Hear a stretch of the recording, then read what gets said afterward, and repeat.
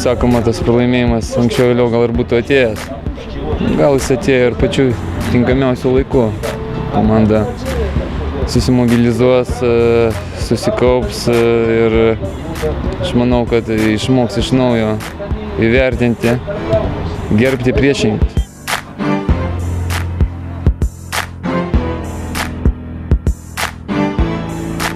Visų pirma, nusiteikimą norėčiau matyti kitaip, nusiteikimą, susikaupimą ir yra žaidimo planas, kuris buvo pateiktas prieš rungtynes, jį reikia laikytis ir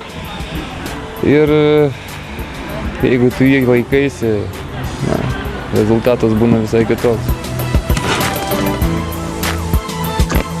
Būtent tokios rungtynės, kai žaidi su silpnesnėm komandom, aš neturiu minti Bangą, bet kitas silpnesnės komandos yra komandai sunkiau nusteikti. Yra komandos, su kuriuom nereikia komandą nuteikinėti ir Banga, manau, viena iš tų komandų, kur tikrai žinom, kad nebus lengvo pasivaikščiojimo, reikia žaisti ir kovoti. Ir aš manau, kad labai gerai, kad tos rungtynės už kelių dienų nereikės ilgai laukti ir žaidėjai norės įrodyti, kad tos rungtynės su Granitu jau praeitie.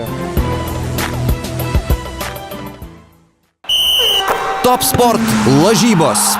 Top Sport.